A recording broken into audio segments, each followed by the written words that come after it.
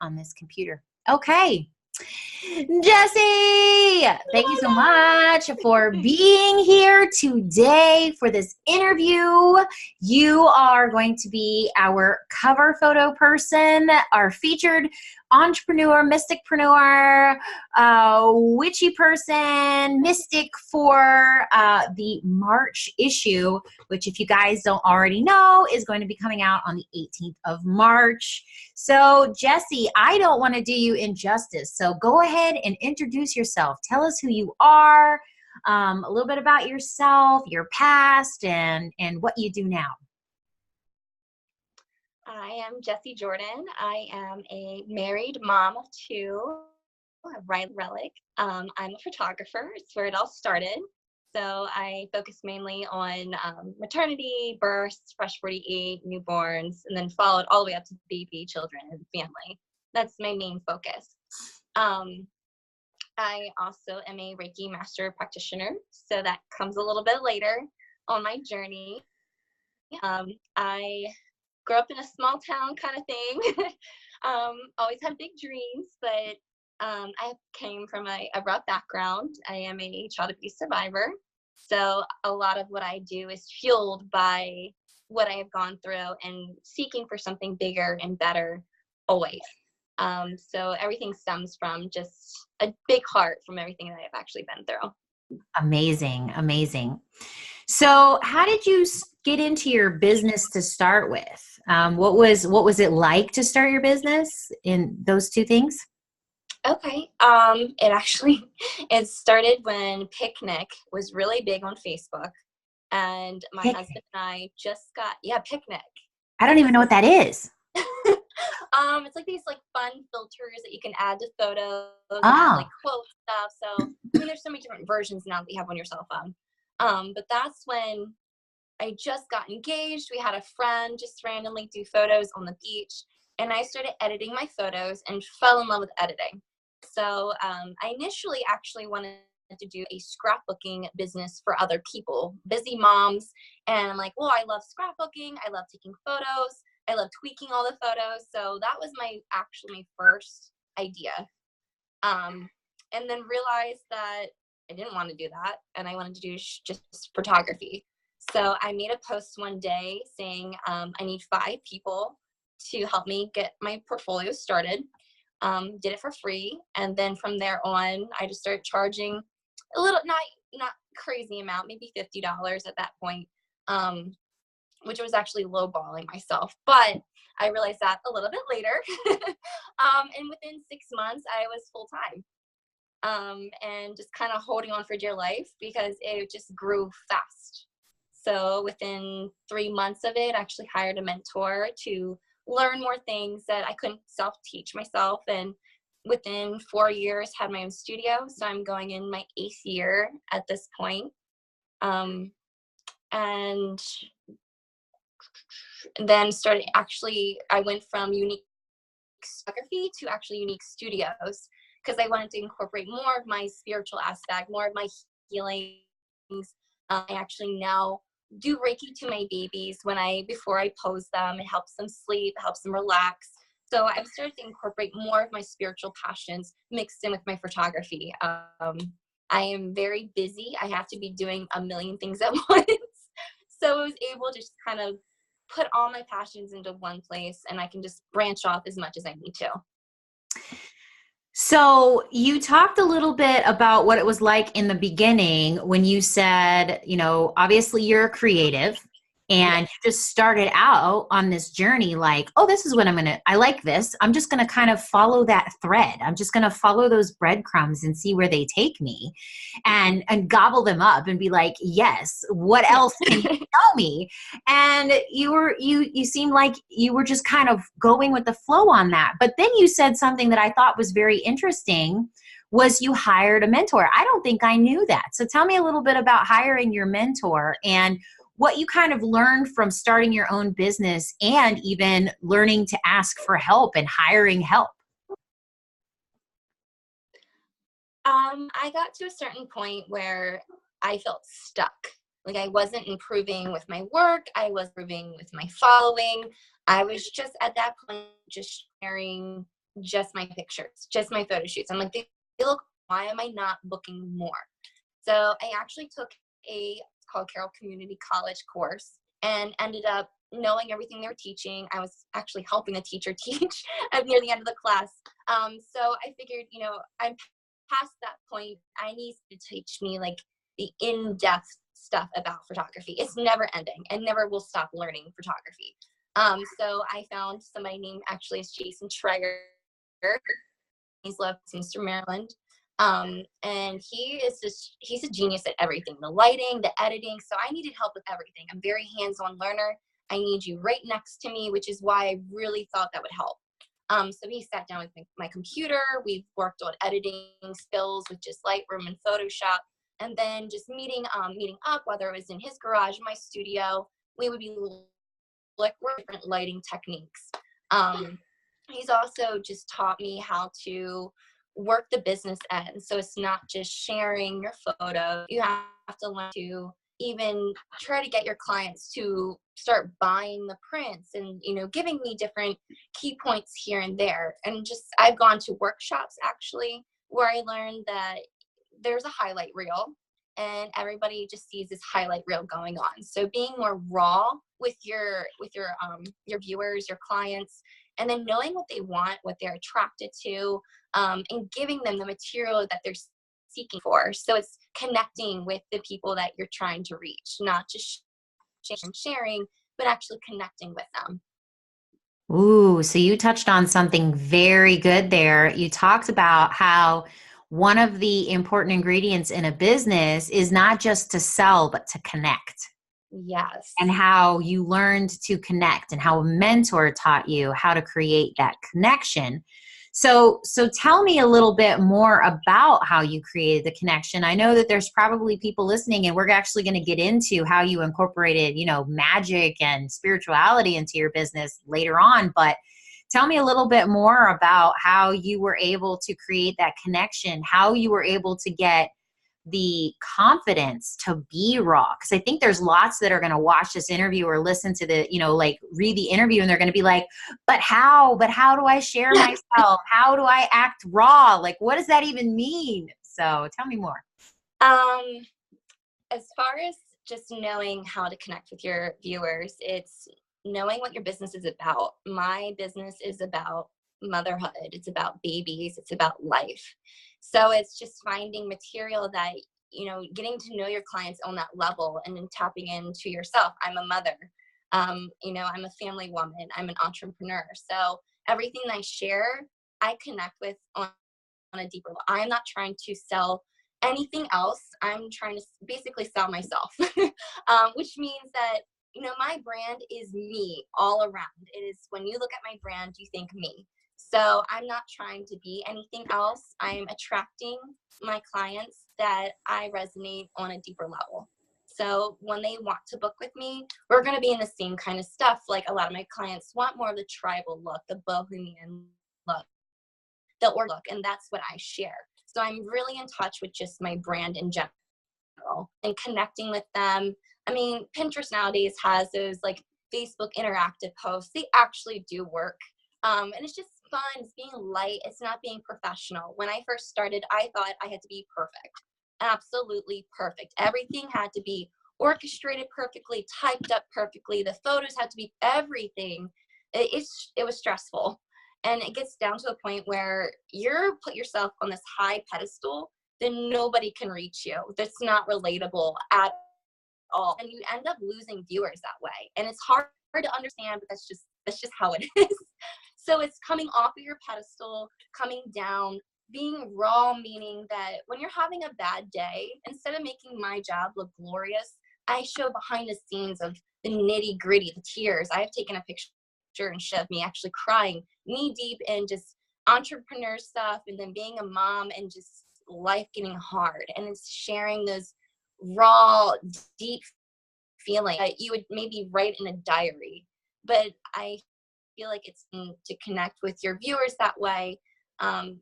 It's inspiring. It really is inspiring to have that courage and just to share that part of you. That way it's being real with your viewers. It's not trying to make them think that life is perfect all the time.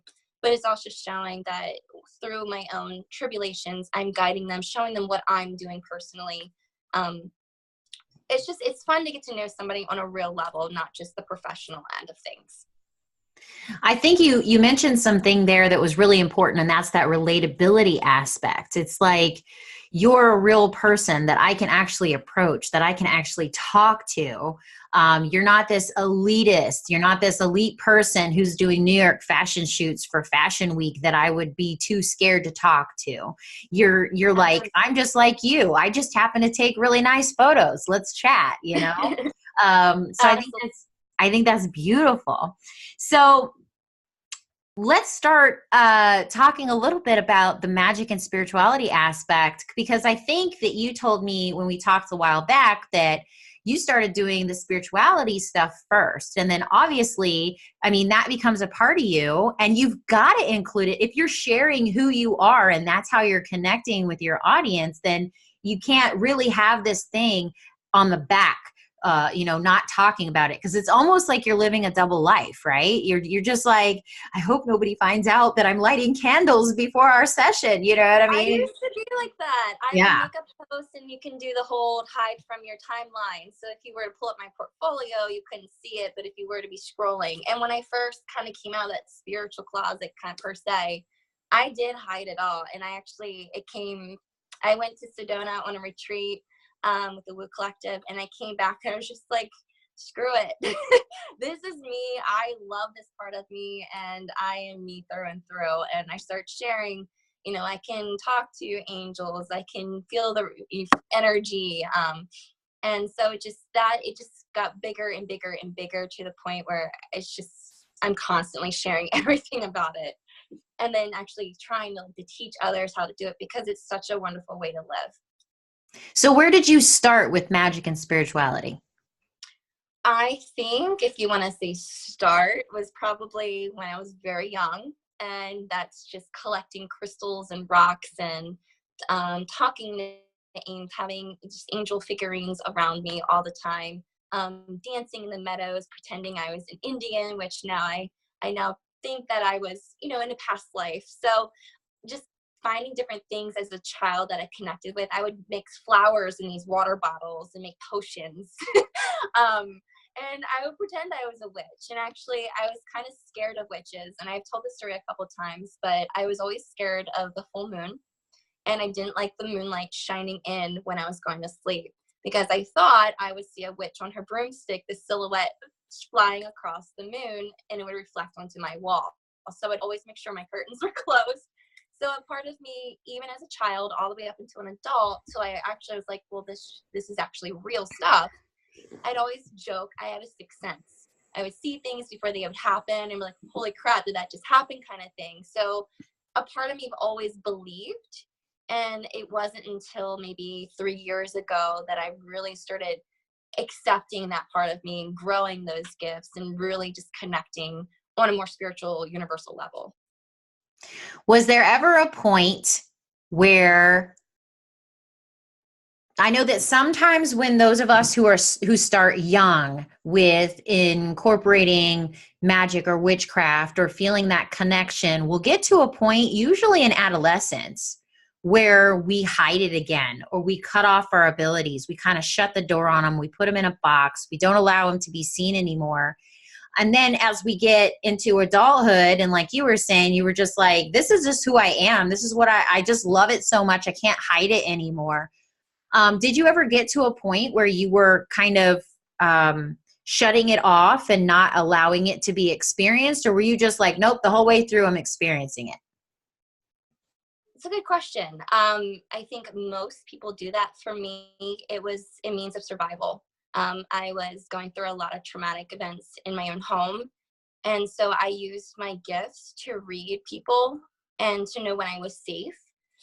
So whether I accepted on a spiritual level, whether I knew I actually had those gifts and accepted it, I used it through and through to read every single situation that I was in, to know if I was safe or not. So no, I've always kept it wide open, I think, for the most part. Okay. And then you said that you ended up going to your Sedona retreat and you came back. What was the switch that flipped that made you say, "Okay, I'm not hiding this anymore. I'm going to start sharing this part of myself." And even what got to the point where you started incorporating it in your business? Sedona was being physically surrounded by a group of women who had all the same gifts, who were like stronger, whatever.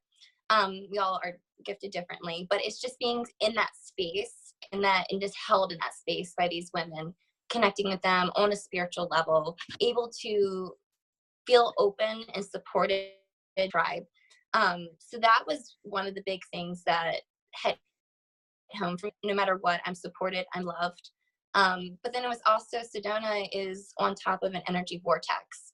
So you come home buzzing from Sedona. Like you can feel the energy flowing through your veins. And at that point, I knew that because I understand and I feel and see energy very clearly, and just talking with these women, it just kind of hit home. I needed to do Reiki. I needed to get bigger into Reiki, and then just understanding the benefits. I actually have lupus, so I've struggled a lot the last couple of years with my health. So it was, learning that I could heal myself, and then I could also help heal others, and just even my clients incorporating it into my business. If there is a restless child, I can send them Reiki and they'll instantly feel calm. I have a super fussy baby. A lot of these babies, their digestive systems are underdeveloped. So they have a lot of digestive issues. So I tend to calm the digestive system. I help them go to sleep, which helps me do my job. It also helps them trust me. We're passing energy back and forth. Babies alone are like hypersensitive. Children are hypersensitive to energy. So it's just a way that I connect and help them too. And then I've actually tried to launch more products. So like we have the bracelets that I keep in my studio as a way of, talking about them, talking about the oils, talking about the crystals. So it's like it like helps start the conversation when clients are going through the room too. Yeah, and what I like about what you just said too was that you talked about how now, because you're a creative, and I think a lot of us are creatives in the entrepreneurial field, and I know that there's some out there that you will listen to that says, "No, start with one thing, only do one thing, do the one thing for years, make sure that you're brilliant at the one thing. If you start something else, then you are starting a whole other business." And I am not of the belief of that. And I know you're not of the belief of that. So if you had to give advice to somebody who's starting out, and I'm going to actually have you answer this two different ways. They're either exploring the idea of coming fully out of the spiritual closet. What advice would you give that person? And then on the other end, what would you give advice for somebody who's going to start a spiritually based business? So whether like a magic based business, whether that be it's an actual like corporate type thing, like with their CPAs or their lawyers or something, or even if they're in the creative arts, like, photography is a form of art, or they're, creating abstract paintings or whatever. What would you give those two people who are starting out? What advice would you give them? Starting out, I personally just dove as deep as possible into myself. So that I looked at my sign, I looked at my sun sign, my star sign, numerology. So you have your numerology life path number. Anything and everything, like I call it jumping down the bunny hole. So anything that like once you start, you really don't stop. You're like, oh, oh, shiny, shiny, shiny. So it's just following the pulls. What lights you up? And then starting to like meditate, think back to your childhood. I think your childhood really does hold a lot of keys to unlocking the you, because you're so free to be yourself then, and you start shutting yourself down as you grow, and society kind of works and changes you as well. So it's unlearning all the things that you've learned over the last few years, and just connecting with your inner child, because that's where your passions really do lie. So just lead with passion, lead with your heart. That's what I do at the end of the day. I lead with my heart. I follow my passions. I don't care how many different branches I have off of my business. If it lights me up, I'm going to do it. And as far as incorporating or starting your spirit business, it's again, what makes you passionate? If you're not into crystals, And just because the books say you have to use them, then don't do anything with crystals. It's what lights your soul on fire. What do you want to do? What feels natural for you? What, for me, like the energy, I can feel the energy. So it was natural for me to think, giving Reiki because I can feel it. So it's really thinking about, and it's not even too much thinking. It's just, you know what you want to do. And then it's, writing down the ideas, whether it's incorporating it into your business. And I felt like I had a lot of roadblocks. How do I mesh photography and Reiki? It's very two different spectrums. Yeah. But it's your brand. So if it's you and you're sharing those aspects of you, the mesh becomes easier. And then just kind of don't force it. It'll kind of open up over time. So even just if you're a lawyer and you want to incorporate spirituality, it's even just at home doing little spells or rituals with attracting more money into your life, attracting the clients into your life. So people don't necessarily have to know that you're spiritual. You can use that energy at home to be attracting what you need to your business. Setting the intention before you do a live, setting intention before you go out to your case. I honestly think that more therapists and counselors in schools and in just, any profession like that, they should incorporate more of that connecting, grounding tools that are spiritual, because it really does help. So it's even for therapists learning more about the crystals and the oils and how that can help their clients. It's actually becoming bigger and bigger. I've noticed just on my own newsfeed and people just walking into stores. You go to Home Goods right now and you're seeing all the Buddhas, you're seeing all the crystals. So now is that time where it's safer now than ever to be spiritual and not feel like you are, insulting somebody. I think it's the safest time now because it is so accepting. Everybody's very curious about it. So with the fad of it, I don't even call it fad, but just the excitement of it, the curiosity of it, now is a great time to even start a spiritual business. So you touched on something very important there that I want to go back to. And you actually talked a little bit about the rabbit hole, the bunny hole. And okay. I think what you were actually getting at there was this idea of self-discovery, but also like self-rediscovery, which is part of that renewal process, is really getting to know who the authentic you is, so that you know how to be authentic, so you know how to be raw. So you kind of touched on the whole how do you be raw thing by saying, hey, like, this is me. Like, I poop like everybody else. Like, I have to take showers like everybody else. Like, I have, flaws like everybody else. But you don't know what those are until you do that self-discovery, until you actually give yourself permission to be who you are. But first you got to know who you are. And you can't do that unless you're willing to go back to the beginning. Who were you before everybody told you who you were? And I think that's really, really important. And I think you touched on something really important too. It's like, just because you have a spiritual business doesn't mean that has to be at the forefront. Like, you can use it behind the scenes and then kind of gain that confidence, kind of learn those things about yourself. And then when you do come forward, you're going to be like, nobody's going to be able to tell you anything different, because you're going to know truly, you're going to know the truth. And it doesn't matter if somebody's like, oh, that's devil work, or I'll pray for you, or that stuff's fake and make believe and there's no science behind it. And you're like, okay, then don't do it. Like, you don't have to, but I'm going to continue doing it because it works for me. It feels good for me. Absolutely. And then I think you touched on something else as well. And I think that had to do with, oh no, now I lost my train of thought.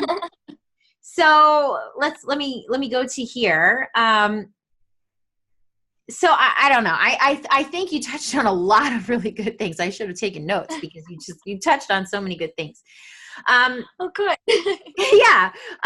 So, and then like one of the few last questions that I want to ask you is if you had advice for your past self, not just these people who are starting out, but your past self, what would you tell her? What would you want her to do sooner? Honestly, it would be to be yourself. Stop wearing the mask that everybody wants you to wear, what you feel like is going to be fitting in. To just be yourself, love that girl. Let that free flag fly, right? Exactly. Yeah. Exactly. But never dim your light. There were so many times I felt like I had to be smaller because honestly, it was intimidating. I'm intimidating.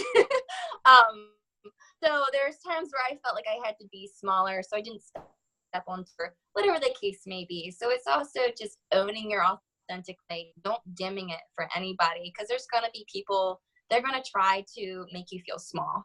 And it's just staying strong through it and keep pushing through. Use that passion even more to push through.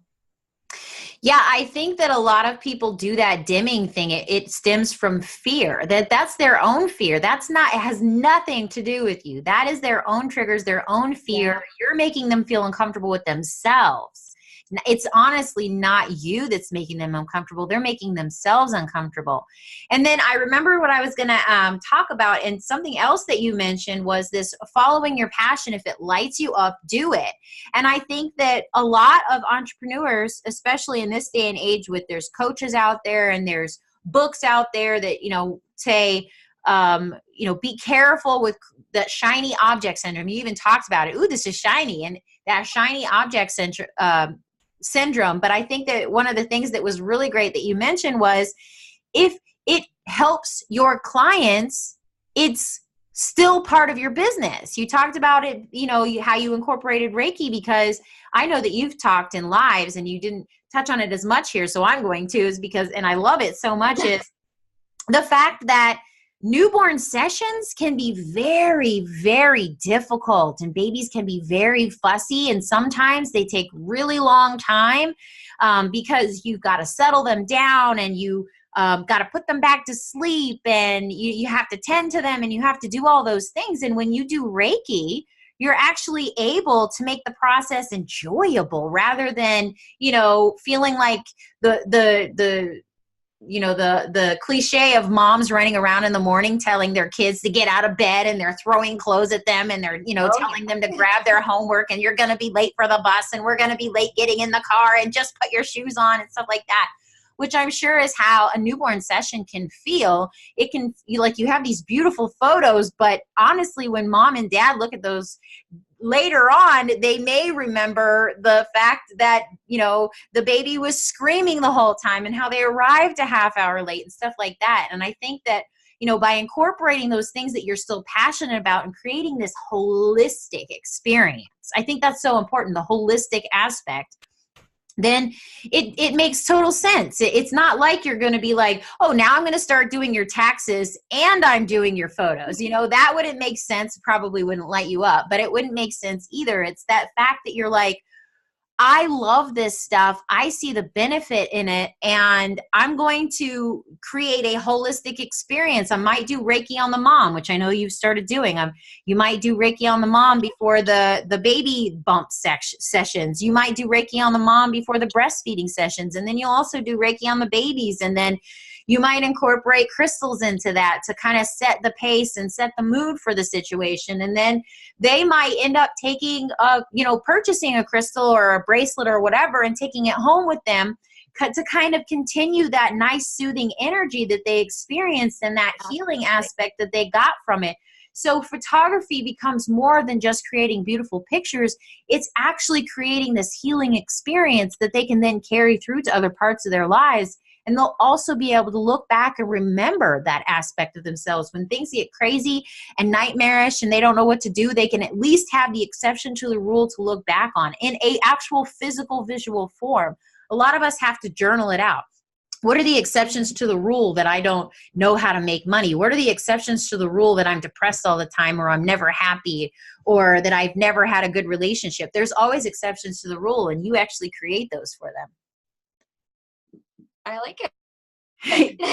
Awesome. And then the very last question is, what advice would you give anyone exploring spirituality or even wanting to incorporate it in their business? And I know that we talked about this a little bit, but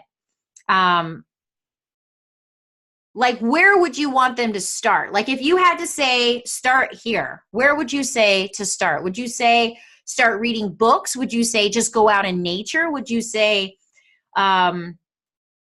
do you have a book that got you into it? Like, what are some things, that these tangible things that people can get their hands on that they might be able to explore the way that you did?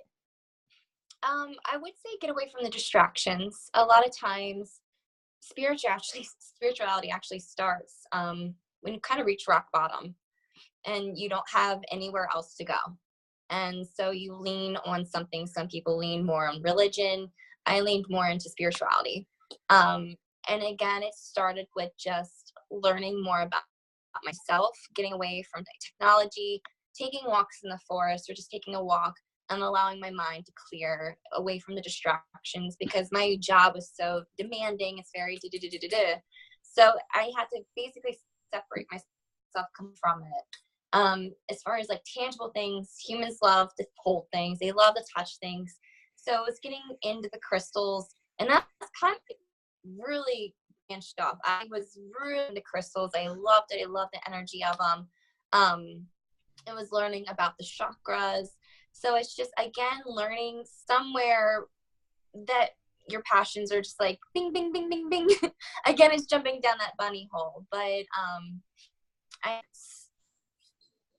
think it's really just connecting with what lights you up, and, learning more again about yourself, that renewal, unlearning.